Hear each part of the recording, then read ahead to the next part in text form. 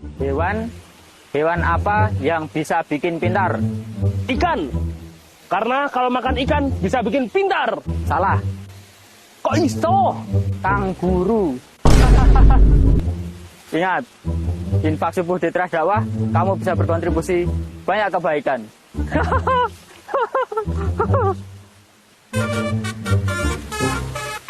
Ya, monggo langsung bisa sedikit perkenalan.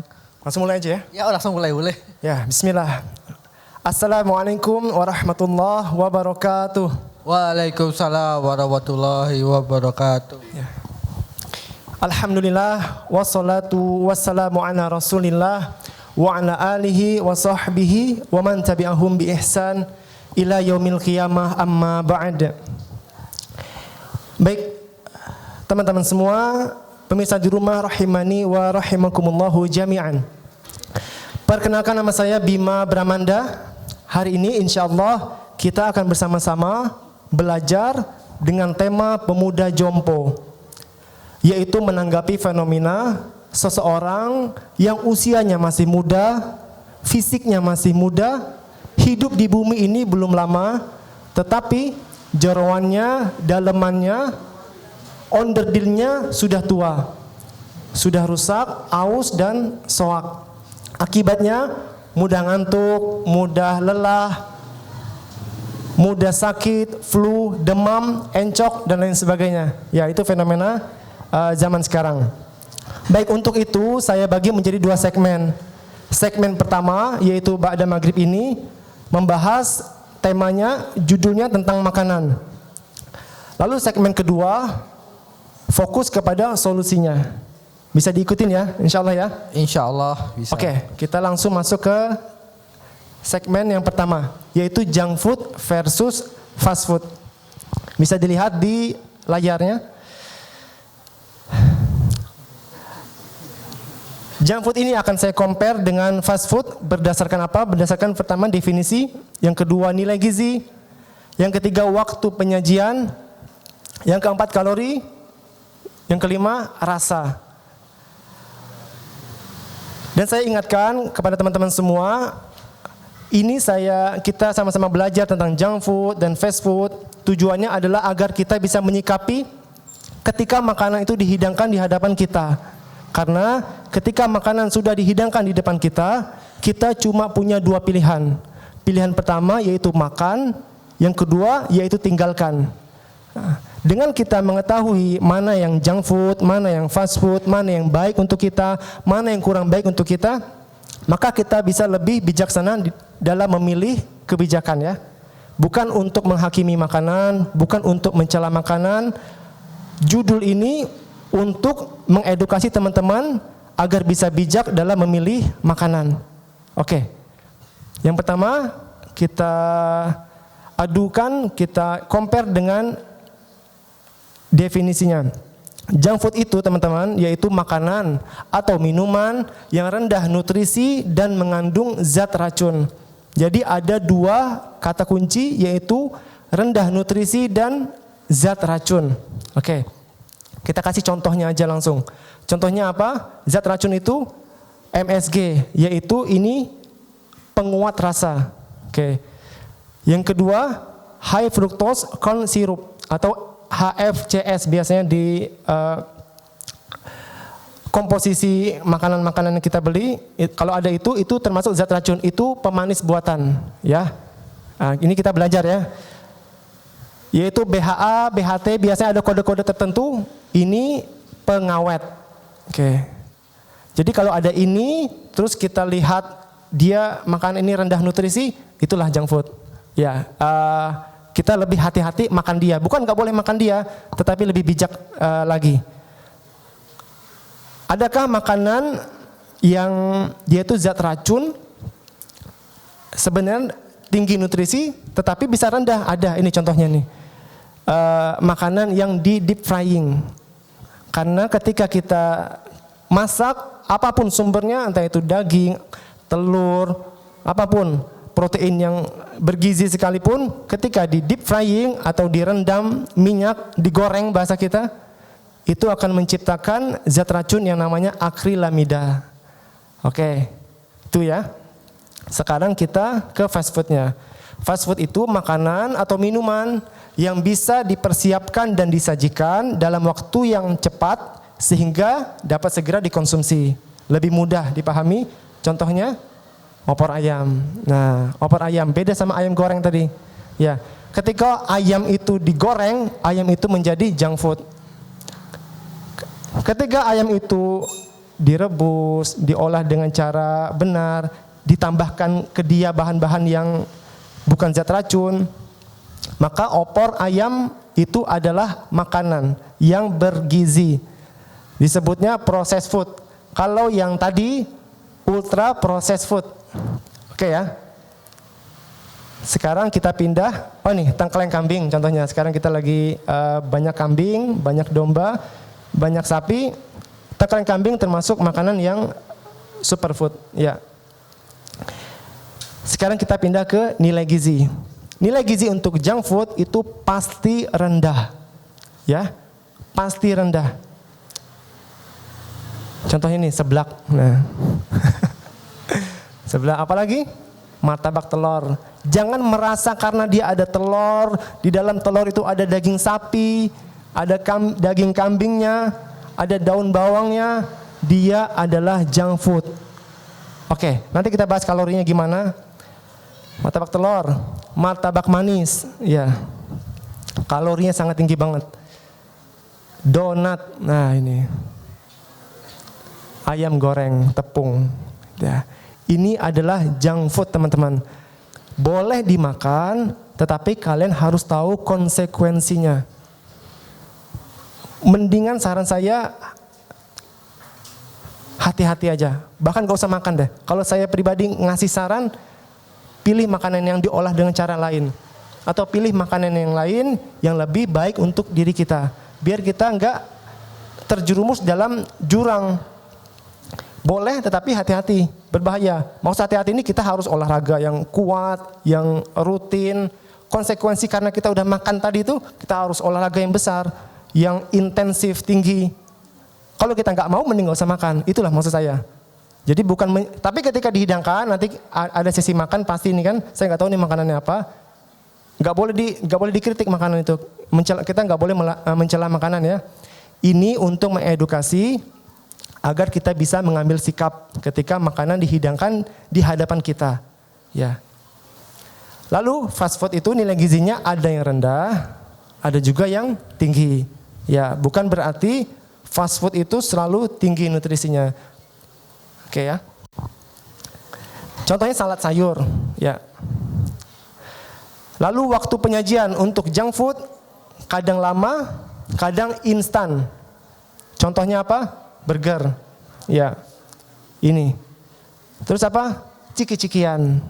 Oke, ini semua junk food.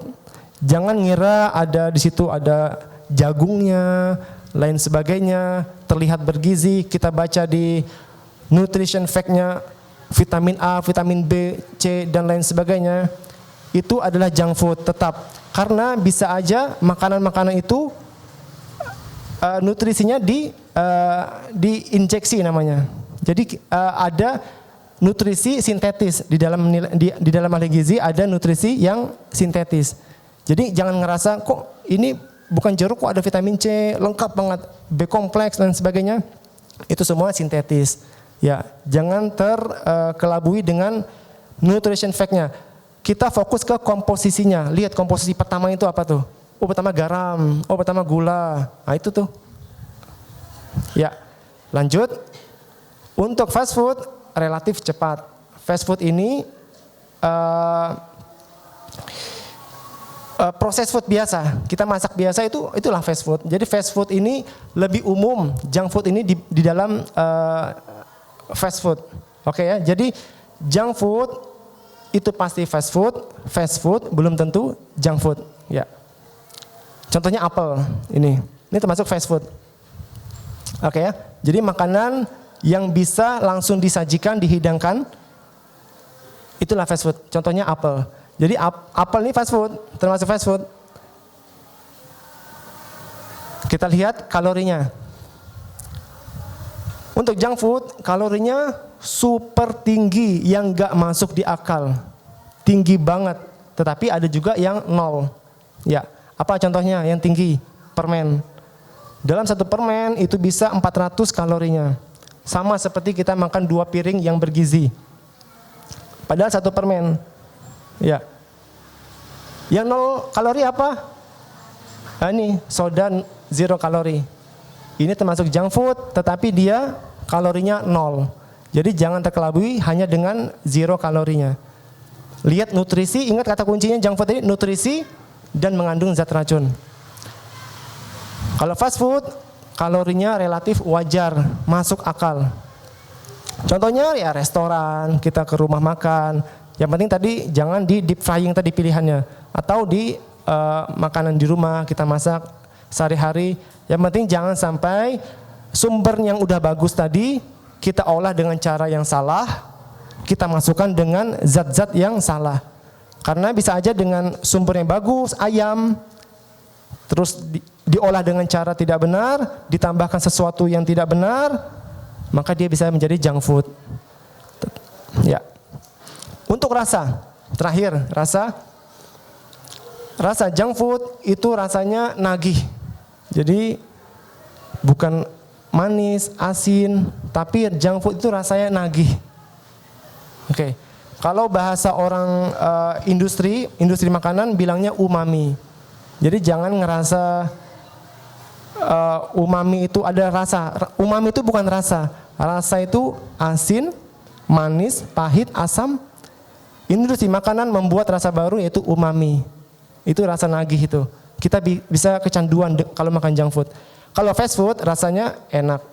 Wajar dia, wajar. Kalau kita makan enak, wajar, itu indikasi dia aman untuk dimakan. Tapi kalau kok kita makannya nagih banget, hati-hati dengan makanan-makanan yang rasanya candu.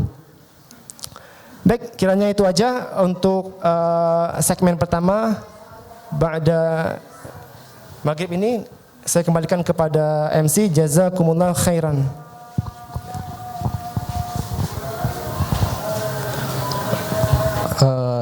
Masih ada sedikit waktu ya mungkin Coach sambil sembari nunggu azan isya di sini.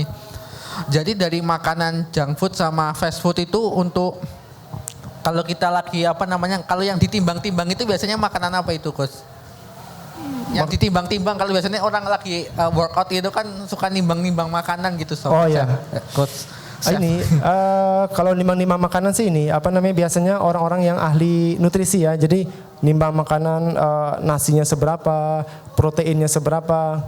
Kalau saran saya nggak perlu segitunya. Nggak perlu segitunya. Yang penting itu bukan junk food aja. Kita udah belajar nih junk food tadi ya. Rasa, kalori, cara ngolahnya, zat-zatnya apa aja. Kita udah tahu nih. Yang penting nggak makan junk food aja dalam satu hari itu. Yang penting nggak makan junk food. Saran saya itu, kalaupun mau makan boleh, tetapi kalian udah tahu konsekuensinya. Paham resikonya ya? Iya, paham resikonya.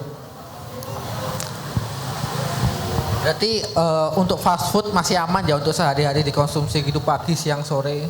Iya, fast food ini makanan kita. Iya, salad, ya buah, ya makanan, ya ayam, tapi jangan digoreng tadi. Ayam jangan digoreng. Iya, karena kalau ayam ini goreng ini deep frying, bukan tumis. Tumis berbeda. Yang minyaknya sedikit itu berbeda. Tumis, rebus, apapun lah. Tapi kalau digoreng, karena minyak kalau dipanaskan bisa menjadi teroksidasi minyak itu. Nah, ketika kita makan terjadi inflamasi namanya. Di mana? Di mana aja dalam tubuh kita, bisa di tenggorokan, bisa di lidah, bisa di pembuluh darah. Kayak gitu. Kalau minyak dipanaskan bisa memicu inflamasi, namanya peradangan. Ya, nanti tubuh ini dengan cerdasnya akan mengirim zat seperti kolesterol, protein, dan bakteri ke luka tadi, ke peradangan tadi untuk menutupin tadi. Awalnya bagus, menjadi plak namanya. Kalau terus menerus bisa menjadi tersumbat. Mudahnya begitu. Jadi usahakan kalau ngolah makanan jangan di deep frying. Itu.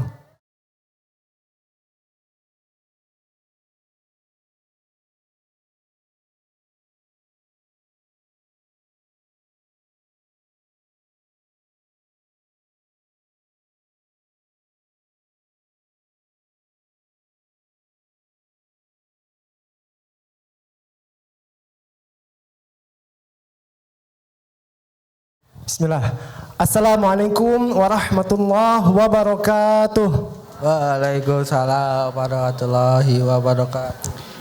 Alhamdulillah wassalatu wassalamu ala Rasulillah wa ala alihi wa sahbihi wa man walah, amma ba'd. Baik teman-teman semua, tadi kita udah belajar di segmen pertama yaitu membahas tentang makanan. Lebih khusus lagi junk food versus fast food. Saya ingin bertanya teman-teman, bagi teman-teman tadi yang udah ikut segmen pertama, saya mau bertanya, apa definisi dari, saya ulangi, kata kunci yang menyebabkan makanan itu menjadi junk food, ada berapa? Angkat tangan, yang bisa jawab. Hadiahnya nanti gratis fitness 1 bulan. Wah, gratis fitness 1 bulan, guys. Kapan lagi? Iya, nanti Ayo. lapor ke panitia, gratis fitness 1 bulan.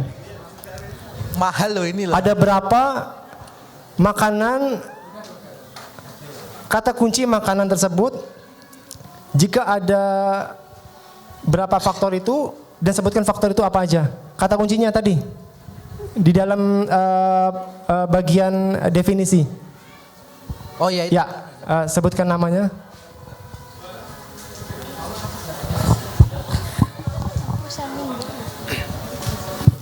Oke, nama Mupidah, Universitas Ahmad Dahlan.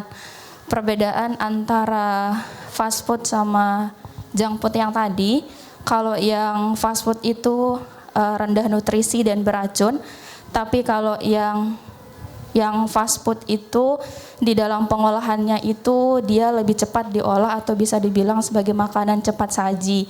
Terus untuk yang junk food, itu bisa dibilang kalau dibandingin antara dengan yang fast food, kalau yang junk food lebih negatifan gitu dibandingin dengan yang fast food. Untuk contohnya yang junk food itu misalnya permen, terus makanan-makanan yang sering kita temuin di supermarket kayak ciki-cikian gitu. Tapi kalau yang fast food itu kayak opor misalnya gitu, atau makanan-makanan yang biasa kita makan sehari-hari. Ya cukup, Masya Allah. Tadi saya nanya cuma bagian definisi tadi, Masya Allah cukup. Jawabannya benar, ya. Tadi nanti mbaknya lapor ke panitia, nanti panitia ngasih saya data, mbaknya nanti gratis fitness 1 bulan sejak terhitung bulan ini, ya. Ya. Oke teman-teman, jadi ada 2 kata kunci makanan itu disebut junk food. Yang pertama, dia itu rendah nutrisi dan mengandung zat racun. Ingat ya, zat racun di sini bukan racun tikus, bukan racun mematikan yang langsung mati, enggak. Jangkanya jangka panjang, dampaknya jangka panjang. Tapi itu adalah zat racun. Tadi udah kita belajar apa aja tadi zat racun tadi, bagi teman-teman yang udah datang di awal. Nah itu, jadi kalian harus tahu mana makanan yang baik untuk kalian, mana makanan yang kurang baik. Tetapi ketika makanan sudah dihidangkan, tidak boleh mencela, tidak boleh mengkritik. Cuma punya 2 pilihan, makan atau tidak makan. Cuma 2 itu, gak boleh mencela. Kalau mau makan, makan. Kalau enggak. Yang penting sumbernya halal, cara mendapatkan makanan tersebut juga halal. Maka silahkan makan. Ya, pertanyaan kedua.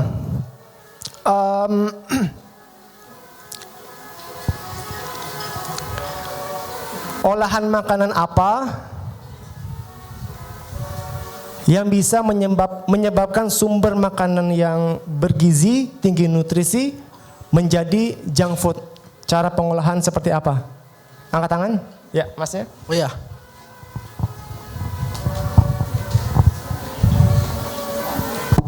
Bismillah. Salah satunya itu namanya siapa? nama saya Hidayat. Hidayat. Iya. Ya. Salah satunya itu bisa dengan penggorengan dengan berkali-kali atau dihangatkan biasanya. Menjadi kebiasaan kita. Terus bisa dikatakan junk food juga kalau dia itu diolah dengan secara berlebihan. Ya, Masya Allah. Ya cukup. Jadi pengolahan makanan dengan cara digoreng ya, atau deep frying. Beda dengan tumis ya. Maksud saya goreng ini dia terendam dengan minyak. Oke, tadi saya sudah sebutkan sebabnya apa bagi teman-teman yang sudah datang dari awal. Baik, dua peserta yang bisa menjawab tadi silahkan lapor kepada panitia mengisi beberapa data. Nanti panitia menyampaikan ke saya, kalian berhak gym 1 bulan sejak bulan ini. Terhitung bulan ini nanti. Oke ya. Baik teman-teman, kita masuk ke segmen kedua, yaitu membahas tentang solusinya.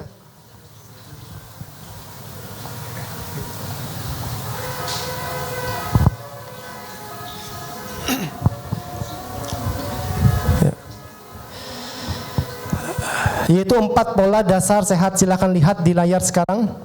4 pola dasar sehat. Apa aja itu?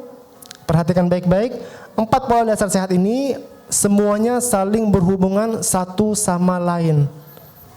Yaitu apa aja? Pola gerak, pola makan, pola tidur, dan pola pikir. Masing-masing punya persentase 25%. Ya. Masuk ke pola pertama, yaitu pola makan atau nutrisi, yaitu momen masuknya bahan bakar tubuh.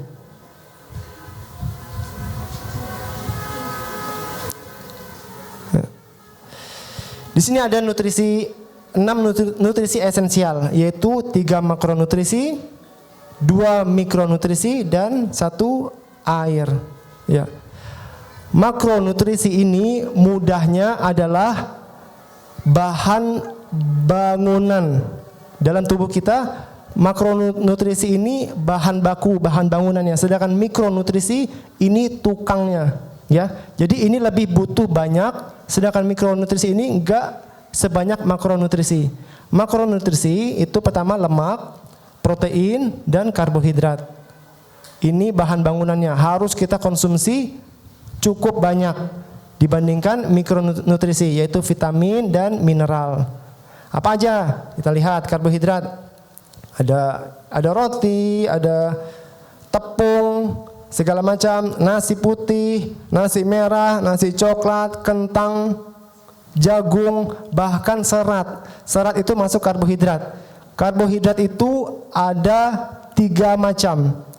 Pertama itu gula, yang kedua pati atau starch, yang ketiga serat atau fiber. Jadi karbohidrat itu ada 3 macam ya. Nanti saya tanya nanti insyaallah. Yang pertama itu gula, gula termasuk karbohidrat. Gula itu baik asalkan tidak berlebihan. Yang kedua pati, contohnya pati itu seperti kentang, umbi-umbian, singkong, itu termasuk karbohidrat. Nasi putih juga masuk pati. Dan fiber atau serat, khususnya sayur ya. Yang kedua protein. Protein ini bisa kita dapatkan dari hewani dan nabati. Hewani contohnya apa? Contohnya daging ayam, daging sapi, daging kambing, ikan, putih telur, dan lain sebagainya. Dari nabati itu bisa dari tempe, tahu, dan yang semisalnya. Untuk lemak, lemak ini bisa dalam hewani. Jadi setiap makan hewani otomatis kita udah dapat lemak, ya. Ya, makanya perbanyak makan daging hewani. Kita dapat protein yang tinggi dan lemak yang baik. Contohnya apa? Ikan, daging ayam, daging sapi. Kalau di buah ada alpukat. Itu bagus untuk tubuh kita. Ya, ini sumber-sumber makronutrisi. Selanjutnya mikronutrisi. Mikronutrisi ini ada 2 jenisnya. Ada vitamin dan mineral. Vitamin ini banyak. Ada vitamin A, B, C, D, E, dan K. Ya. Seperti kita udah belajar waktu SMA, vitamin yang dibawa oleh air itu vitamin B dan C. Sedangkan vitamin yang dibawa oleh lemak A, D, E, dan K. Ya, ini ya. Lebih banyak di sayur dan buah. Meskipun di makronutrisi ini juga banyak vitamin, ya. Tetapi di buah memang lebih banyak dia.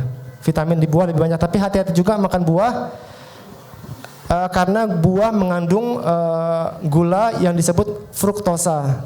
Hati-hati. Boleh kita mencari vitamin di buah, tetapi hati-hati kandungan gula yang ada di buah tersebut. Karena kita punya batasan gula yang kalau kita melebihi batas itu, maka kita telah berlebihan dan bisa berdampak negatif pada diri kita. Nanti kita bahas di depan nanti. Selanjutnya mineral. Mineral ini contohnya fosfor, magnesium, kalsium, dan lain-lain. Itu mineral, yaitu mikronutrisi. Ini tukangnya. Ya, kalau nggak ada ini, meskipun kita banyak makan makronutrisi, tidak bisa diolah, tidak bisa berfungsi dengan baik, tidak bisa bermanfaat dengan maksimal. Yang tengah ini air. Air ini nilainya 0 kalorinya. Meskipun kita minum banyak air dalam satu hari, tidak serta-merta berat badan kita bertambah. Misalnya nih, sehari kita minum 3 liter per hari. Berat kita 70. Besok apakah menjadi 73? Tidak. Karena kalori ini tidak mengandung air tidak mengandung kalori dia. Nanti akan keluar melalui keringat dan buang air kecil. Oke.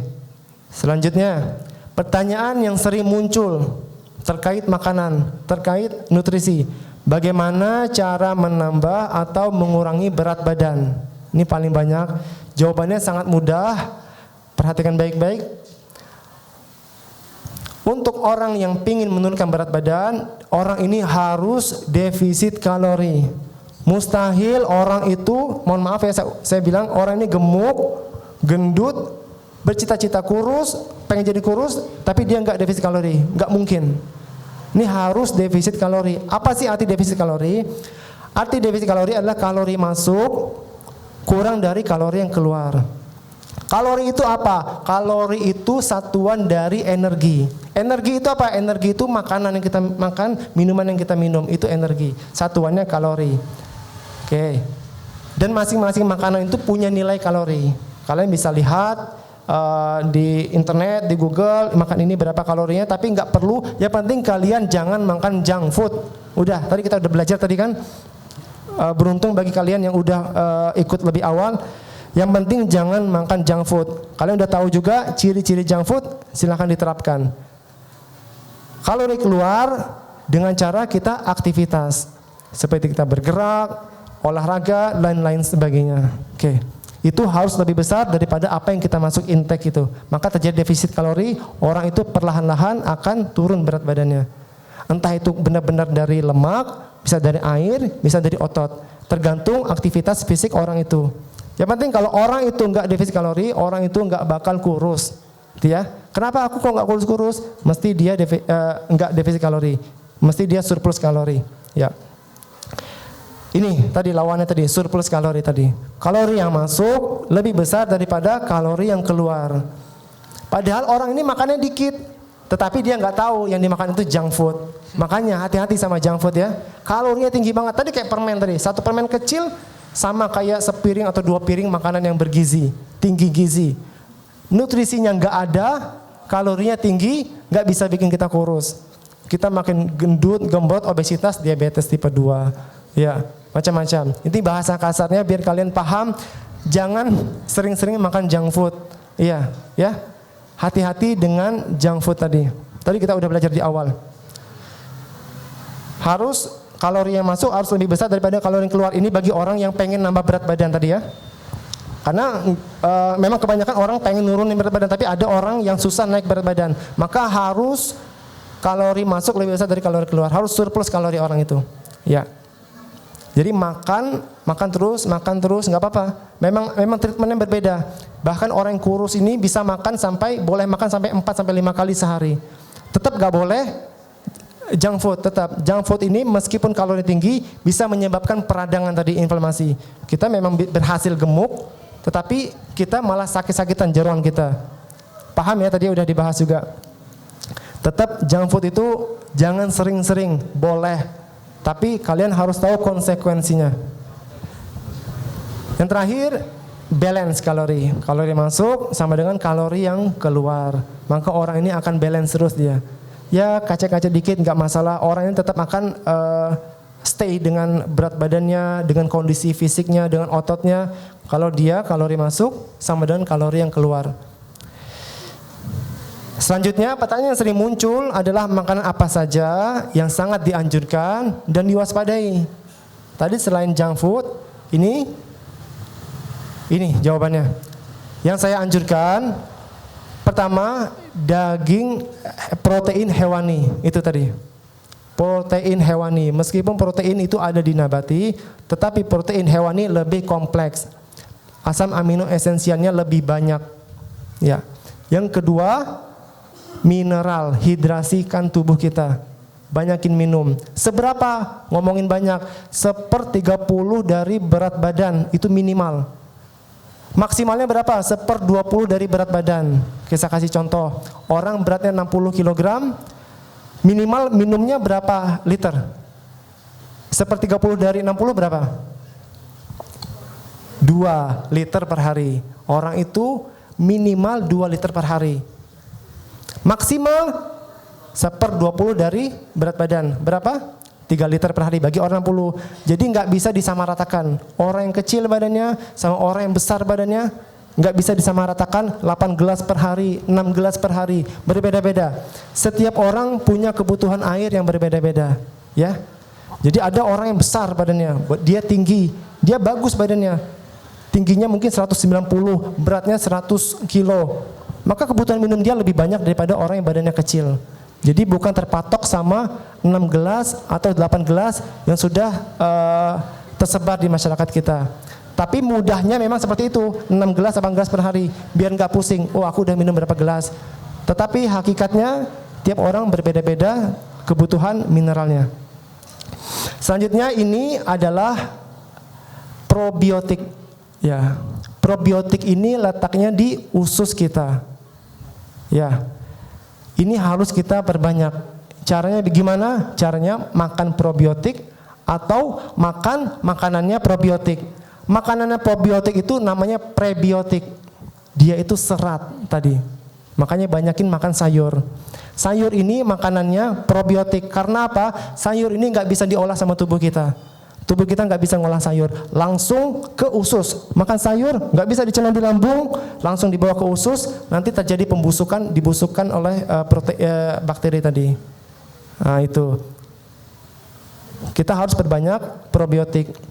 Orang makan sayur tapi probiotiknya juga nggak ada, maka juga sayur itu akan tidak bermanfaat banyak bagi dia.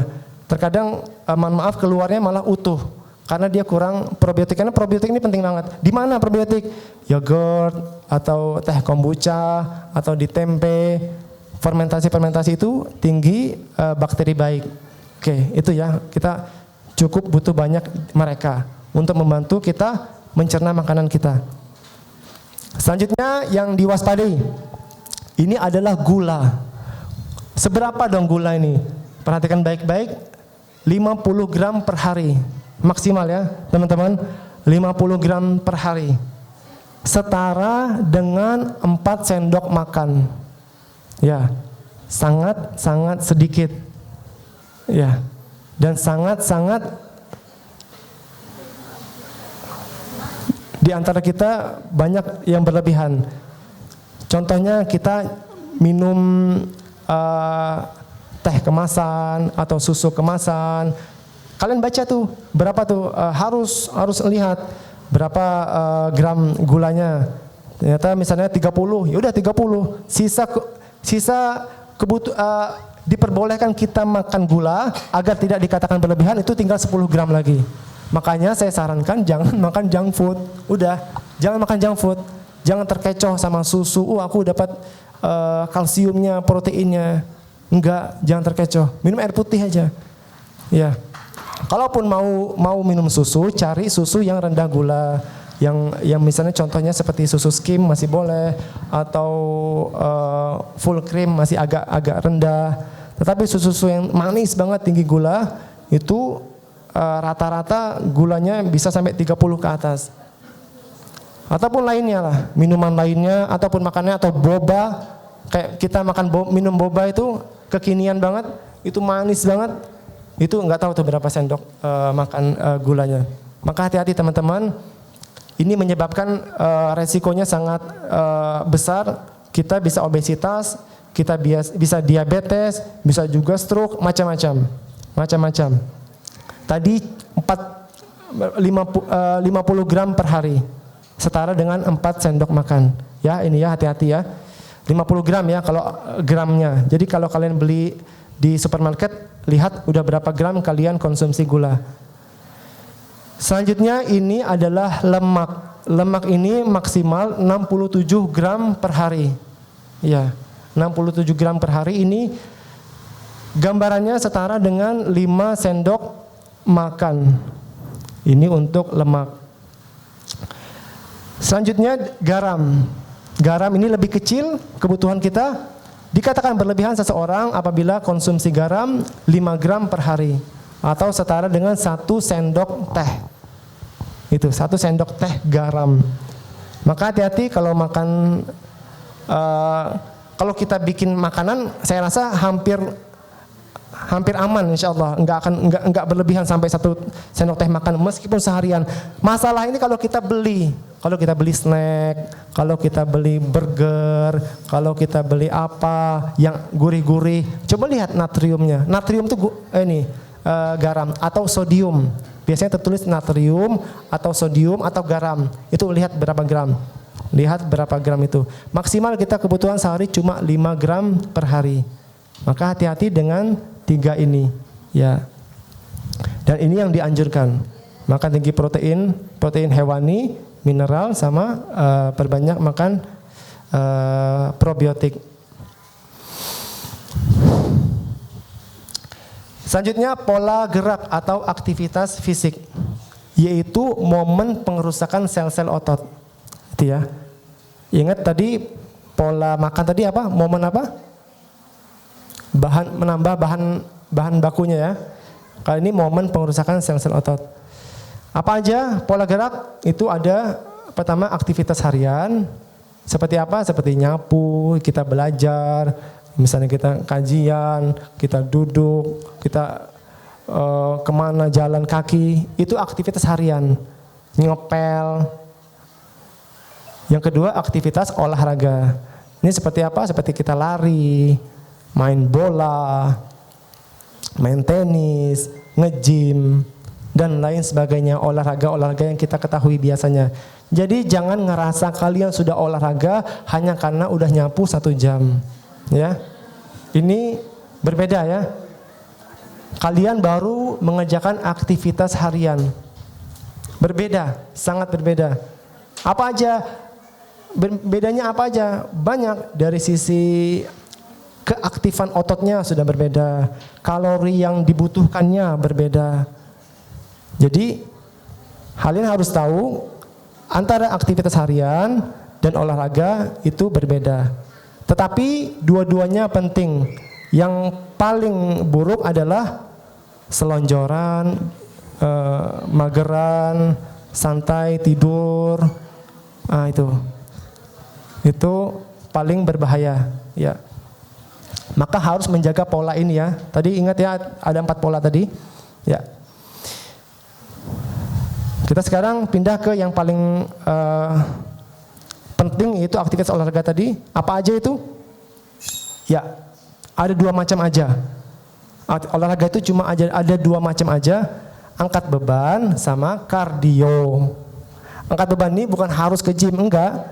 Kita push up, kita sit up. Yang penting ngelatih otot dengan beban yang cukup berat. Itu kita kita melakukan aktivitas olahraga angkat beban. Memang paling besar di tempat gym. Ngangkat otot. Otot yang kontraksi sangat besar. Yang kedua, kardio. Kardio contohnya lari, sepak bola, dan lain sebagainya. Sekarang kita belajar macam-macam otot.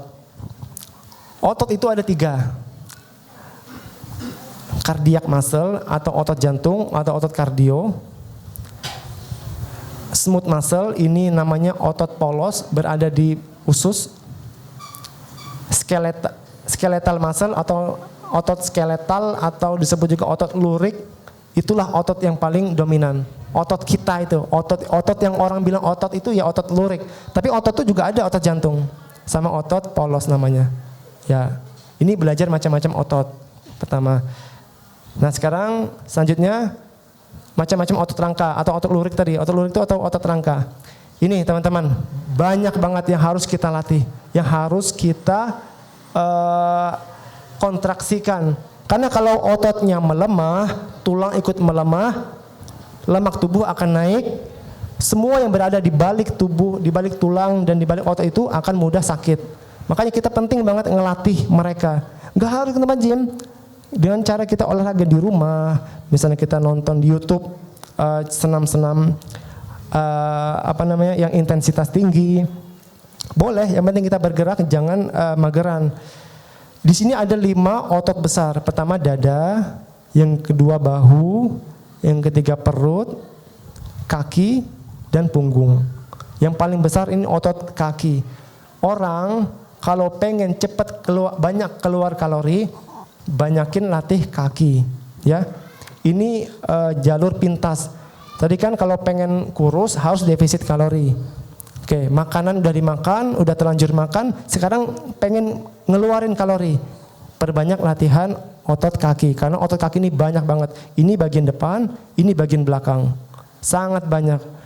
Kenapa akan banyak kalori yang keluar? Karena otot yang kontraksi lebih banyak dan lebih besar. Maka sering-sering latihan otot kaki. Selain itu juga otot kaki bisa mempersehat, kalau di laki-laki sperma, kalau di perempuan sel telurnya, kaki. Dan bisa membuat daya tahan kualitasnya juga bagus. Latih otot kaki.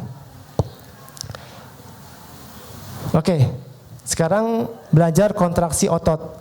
Kontraksi otot itu ada 2, yaitu positif dan negatif. Positif itu ketika ototnya memendek. Ototnya memendek. Contoh, kalau di tempat gym, kalau saya pengen angkat beban bicep curl namanya. Ini otot bicep saya memendek. Ingat tadi otot tadi proses momen pengerusakan sel-sel otot memendek. Ini namanya kontraksi otot positif. Ketika turun, ini namanya kontraksi otot negatif. Dua-duanya penting. Kalau pengen lebih maksimal, kontraksi otot positif itu lebih cepat gerakannya. Misalnya kita push up.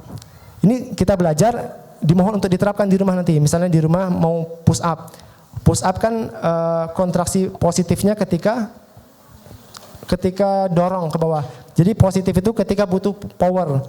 Kalau kita push up, kita butuh power, kita dorong, itu kontraksi positif, gerakannya lebih cepat.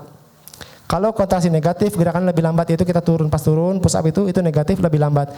Itu kontraksinya lebih besar, lebih maksimal yang kita dapat, maksud saya. Ini materi yang sangat penting. Kalau kita sembarangan push up, bisa jadi nggak maksimal juga, gitu maksud saya. Jadi kalian harus pahami juga kontraksi otot ini. Ada 2 tadi, positif dan negatif. Yang ini gerakannya lebih cepat. Gerakan kita ketika kita positif, yaitu ketika kita butuh power, itu gerakannya lebih cepat. Yang negatif, ini negatif, ini positif, salah. Ini positif, kita memendek. Ini gerakan lebih cepat, ya ini gerakannya lebih lambat ketika kita menahan. Jadi ketika kita sit up, kita butuh power ketika kita duduk. Nah itu gerakannya lebih cepat pas naik itu. Ketika pas kita turun dari sit up, dari duduk ke tidur, itu kontraksi otot negatif. Itu gerakannya diperlambat. Jangan cepat semua, naik turun cepat, jangan kurang maksimal pengerusakan sel ototnya. Jadi butuh power itu positif, butuh menahan itu negatif. Memanjang, memendek. Oke. Teknik pernafasannya sekarang. Ketika kita kontraksi positif, itu harus buang nafas. Oke ya. Ketika kontraksi positif harus buang nafas. Ketika kontraksi negatif, tarik nafas. Contoh sekarang kita pull up. Pull up itu positifnya kapan? Saya tanya, positifnya pas kapan? Pas naik apa pas turun? Pas naik. Naik, karena dia butuh power kan. Kita kan butuh narik tuh, butuh power. Itu gerakannya kita harus cepat naiknya. Dan buang nafas. Lewat mulut. Pas turun, kita butuh nahan. Butuh menahan badan kita. Bukan butuh power, kita butuh nahan. Itu gerakannya lebih lambat. Diperlambat gerakannya turun. Jangan langsung turun. Diperlambat dikit, diperlambat. Kecepatannya 3:1. Ya. Itu kita tarik nafas dari hidung. Oke. Pertanyaan yang sering muncul terkait olahraga. Kenapa orang belum mau olahraga? Ini sering banget. Jadi dia udah tahu, udah belajar. Kenapa kok masih belum olahraga? Perhatikan baik-baik. Yang saya temukan orang belum rutin olahraga karena pertama sibuk, capek, gak punya waktu, gak punya uang, berat. Ini semua alibi teman-teman. Ini semua saya bakar, saya ganti dengan satu kata yang paling pantas untuk mewakili ini semua yaitu malas. Ya. Oke? Jadi nggak ada kata sibuk. Emang 24 jam ngapain kok bisa sibuk? Sisihkan waktu meskipun itu 10 menit untuk tubuh Anda sendiri, untuk kebaikan kalian. Sisihkan, nggak punya waktu, nggak punya uang, bisa gratis, bisa di rumah, bisa sit up, push up, lari, lompat tali, jogging, lain sebagainya. Kalau perempuan bisa di rumah senam, banyak hal. Yang penting nggak goleran terus, mageran terus, konsumsi junk food terus, gendut nyalahin gula, nyalahin garam. Padahal gula garam itu baik, tetapi ada batasannya, ya. Yang penting jangan makan junk food tadi. Karena kalian gak sadar udah berlebihan kalau makan junk food. Udah bisa dikatakan, karena tadi rasanya juga tadi nagih tadi. Candu. Kita makan, yang penting gak berlebihan lah, makan aja. Padahal hakikatnya dia telah berlebihan. Pertama malas, kenapa orang belum rutin olahraga. Yang kedua karena minimnya pengetahuan tentang kesehatan. Kan dia gak ngerti. Kalau orang ini ngerti tentang kesehatan, terus gak males, udah dijamin. Pasti dia olahraga, pasti. Apapun olahraga yang diambil, mau yang kardio ataupun angkat beban, pasti orang itu olahraga. Kita lihat kalau orang ini nggak olahraga, hidupnya jarang olahraga, udah pasti di antara dua itu entah dia malas atau ilmu kesehatan pada dirinya itu kurang. Ya, dia nggak paham banget tentang kesehatan. Maka harus belajar teman-teman, penting. Kalian masih muda, masa depan masih panjang, jangan sampai jadi pemuda jompo. Baik, pertanyaan yang sering muncul berikutnya adalah apa tips biar nggak malas? Tips biar nggak malas apa? Jadi solusinya apa? Ini perhatikan. Ciptakan perubahan suhu tubuh secara drastis. Caranya gimana? Mandi air dingin, atau sauna, atau plank, atau squat. Udah itu, susah semua itu kan, kecuali nomor 1 tadi. Itu. Mandi teman-teman. Kalau males, mandi beneran, coba deh pergi mandi. Mandi air dingin. Seger, hilang malesnya. Tinggal lakukan gerakan-gerakan olahraganya. Itu ya. Atau sauna, atau plank langsung plank. Bisa plank ya, ngerti plank ya? Tahu ya? Ya, plank. Bisa nonton YouTube, plank. PLANK. Tulis di YouTube, dah ikutin gerakan itu. Ikutin, misalnya contoh 1 menit atau 2 menit. Nanti tubuh ini akan panas. Tubuh kita ini akan panas. Ketika panas, tubuh akan bergairah. Hilanglah rasa malas. Malas itu karena tubuh ini goleran tadi, suhu tubuhnya konstan, lemak tubuh tinggi, terlalu banyak makan karbohidrat sederhana, akhirnya malas. Ciptakan perubahan suhu secara drastis ini ya. Tetapi tetap hati-hati. Contoh air dingin tadi nggak langsung ke kepala, nggak, pelan-pelan dulu, percik-percikan, gosok-gosok tubuh dulu, atau dari kaki dulu boleh, dari tangan dulu boleh, jangan langsung ke kepala. Tetap ada aturannya. Yang penting cara untuk orang itu nggak malas itu ciptakan perubahan suhu tubuh secara drastis ya. Sama tadi squat tadi juga. Kenapa? Karena plank dan squat adalah olahraga yang banyak melibatkan otot. Makanya cepat orang itu panas ketika plank dan squat. Oke, pola yang ketiga. Pola tidur. Ya. Ini ya, pola tidur yaitu 6 jam per malam dan 15 menit per siang. Itu ya teman-teman ya. Diingat-ingat ya. Kalian kalau 6 jam per malam udah dapat, 15 menit per siang dapat, insya Allah kalian dapat 25% dari pola tidur tadi. Pola tidur adalah momen pembentukan otot baru. Jadi bahan baku udah dapat, protein udah masuk pas pola makan. Kita rusak di pola gerak, ototnya tadi pengerusakan sel-sel otot. Tidur ini momen pembentukan otot baru yang lebih besar, yang lebih bervolume. Tidur. Jadi orang nge-gym terus, push up terus, proteinnya masuk banyak, tetapi dia begadang, nggak pernah tidur, ototnya terkikis, rusak. Nggak ada momentum bagi otot untuk berkembang, untuk tumbuh, untuk menyatu. Mudahnya gitu. Jadi tidur adalah momen pembentukan otot baru. 6 jam per malam dan 15 menit per siang. Ini ya, sempetin tidur siang teman-teman, sempetin. Meskipun sebentar, tapi jangan lama. Kalau lama bisa pusing nanti. 15 menit ini udah pas. Paling tidak 30 menit. Kalau masih ngantuk diusahakan bangun aja. Kecuali memang benar-benar ngantuk karena malam tadi akhirnya begadang, nggak dapat 6 jam, dibalas di siang boleh. Karena masuk nanti pertanyaan selanjutnya, bagaimana dengan pola tidurnya security? Gitu. Jadi jawabannya menyesuaikan ya. Bisa balas dendam boleh. Kalau orang memang hidupnya di malam hari, maka memang boleh dibalas di siang harinya tidurnya 6 jam, siangnya 15 menit di malamnya. Begitu juga berlaku ketika kita di bulan Ramadan. Di 10 hari malam terakhir bulan Ramadan, kita jelas pengen menghidupkan malam, maka kita terapkan pola tidur tadi, yaitu kita tidurnya di siang hari 6 jam tapi tetap dapat. Nanti malam-malam kita tidur sebentar 15 menit. Oke, jadi menyesuaikan. Tetapi normalnya adalah malam istirahat. Oke ya. Kita pindah ke pola gerak, yaitu momen menenangkan dan membahagiakan jiwa. Nah, ini paling penting ini teman-teman.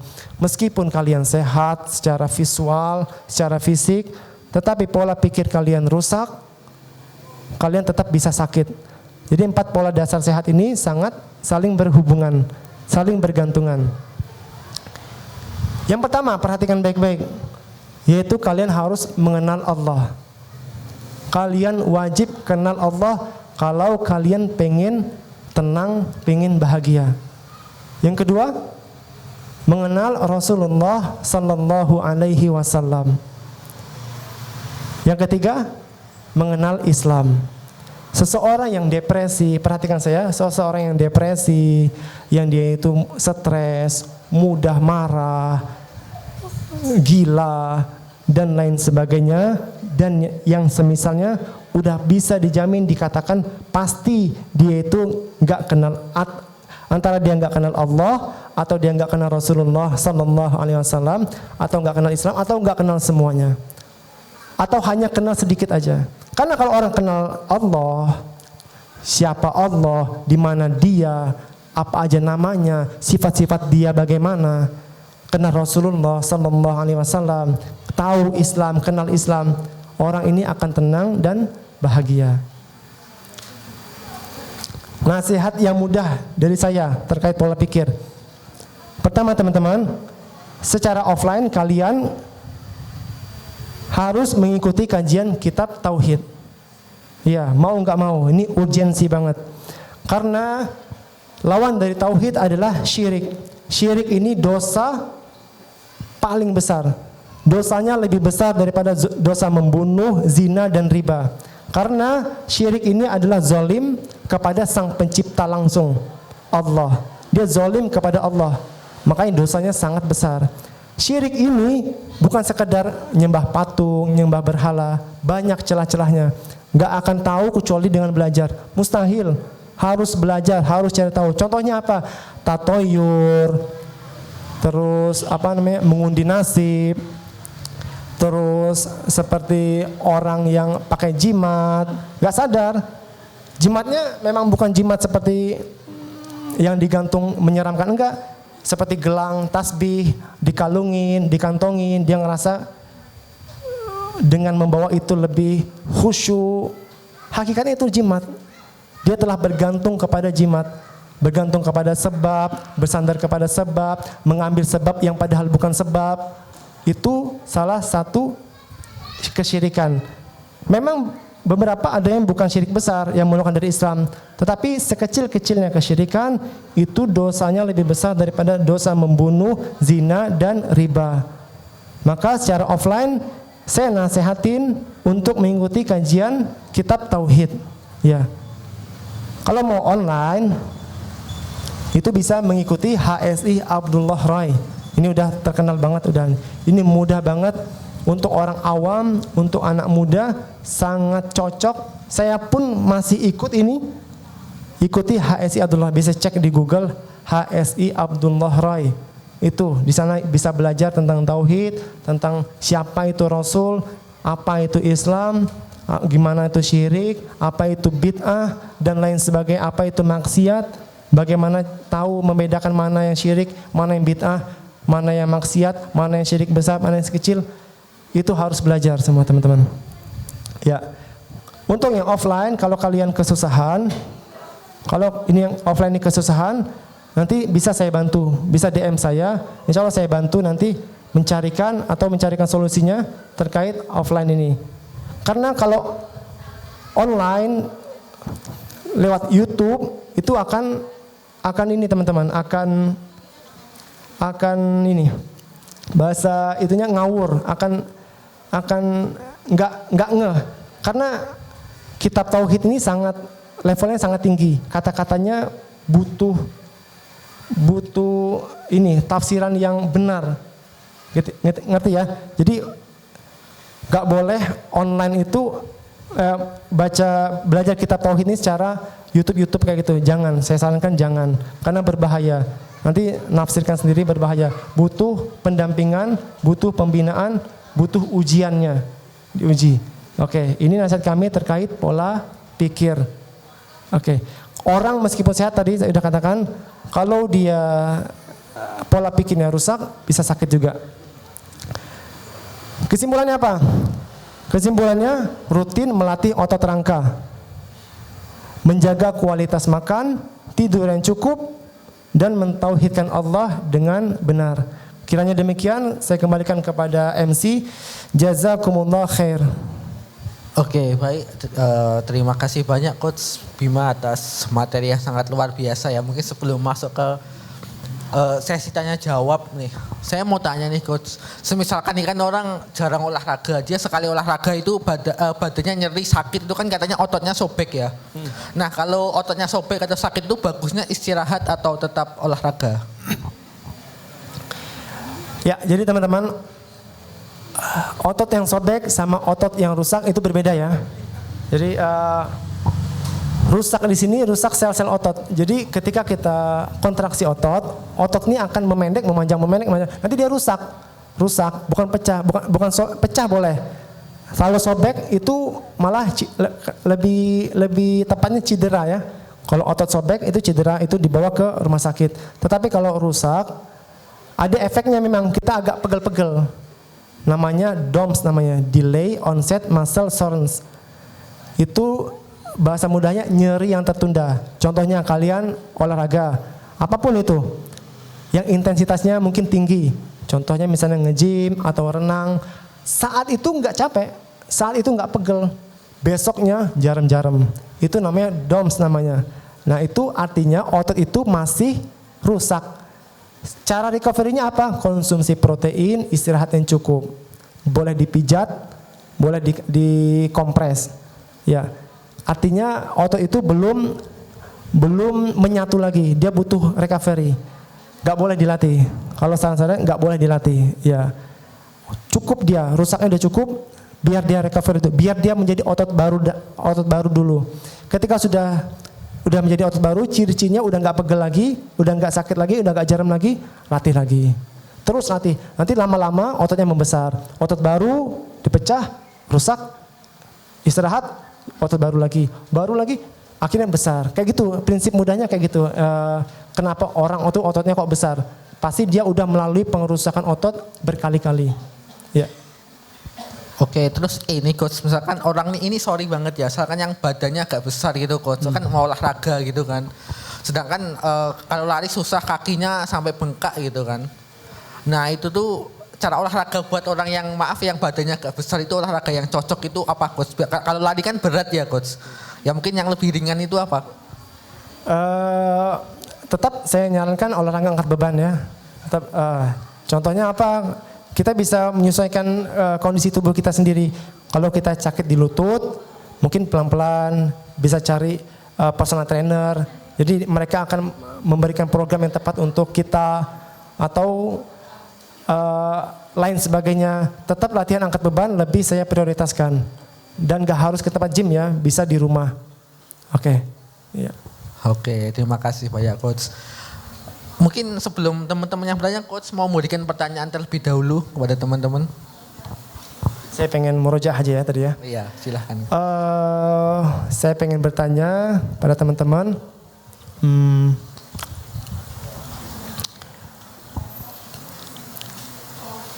Bagaimana caranya kita untuk mendapatkan 25% dari pola tidur? Angkat tangan. Ya, silakan jawab. Ini kira-kira gratis fitness apa enggak nih? Enggak dulu ya. Oke, ya. Istirahat tidur itu 6 jam. Terus untuk tidur siang itu 15 menit. Oh ya, Masya Allah benar. Ya oke, tepat. Ya. Pertanyaan selanjutnya. Sebutkan makronutrisi dan mikronutrisi. Ya. Makronutrisi ada berapa? Mikronutrisi ada berapa? Sebutkan. Anda bisa jawab? Itu masnya yang ujung. Oh, ya. Oke. Apa aja?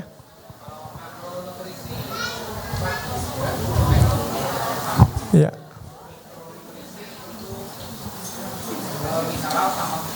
Ya benar. Makronutrisi itu karbohidrat, lemak dan protein. Mikronutrisi vitamin dan mineral. Yang terakhir, bagaimana caranya kita mendapatkan 25% dari pola pikir? Ya, ada yang jawab? Ya, Mas ya.